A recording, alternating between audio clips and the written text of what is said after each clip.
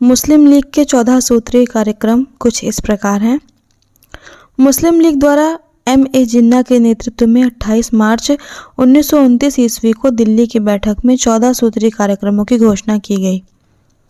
Nehru report को अस्वीकृत करने के बाद जिन्ना द्वारा यह कहा गया कि जब तक इन सिद्धांतों को लागू नहीं किया जाता तब तक भारत सरकार के भविष्य की योजनाओं को मुस्लिमों द्वारा स्वीकार नहीं किया जाएगा। ये सिद्धांत निम्न थे। पहला है, भविष्य का संविधान संघीय हो तथा प्रांतों में विशिष्ट शक्ति निहित हो। दूसरा, सभी विधानमंडल तथा अन्य चुनी गई संस्थाएं प्रत्येक प्रांत में अल्पसंख्यकों के पर्याप्त प्रतिनिधित्व के सिद्धांत पर बनी हो। तीसरा, सभी प्रांतों को एक रूप स्वायत्तता प्राप्त हो। चौथा, केंद्रीय विधायिका में मुस्लिम प्रतिनिधियों की संख्या 1/3 से कम न हो। पांचवा, सांप्रदायिक वर्गों का प्रतिनिधित्व अलग निर्वाचन क्षेत्र द्वारा जारी रहना चाहिए। छठा, पंजाब, बंगाल तथा उत्तर पश्चिमी सीमांत प्रांतों में भविष्य में कोई भी प्रदेशीय पुनर्वितरण मुस्लिम बहुसंख्या को प्रभावित नहीं करना चाहिए। सातवां है, सभी संप्रदायों को पूर्ण धार्मिक स्वतंत्रता प्राप्त होनी चाहिए।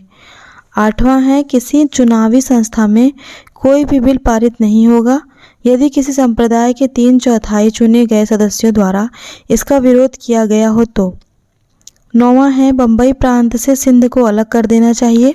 10वां है, अन्य प्रांतों की तरह बलूचिस्तान तथा उत्तर पश्चिमी सीमांत प्रांतों में सुधार करने चाहिए।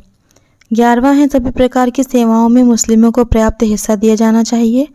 12वां, मुस्लिम सभ्यता की सुरक्षा के लिए पर्याप्त रक्षा के उपाय किए जाने चाहिए। 13वां है, कम से कम 1/3 मुस्लिम मंत्रियों के बिना किसी भी मंत्रिमंडल को स्वीकार नहीं किया जाए। 14 है और आखिरी, संघ शासित राज्यों की सहमति के बिना संविधान में परिवर्तन नहीं होना चाहिए। स्पष्ट है कि इन 14 सूत्रीय मांगों का अर्थ केवल मुस्लिम समुदाय का संरक्षण तथा हितों को बढ़ाना था।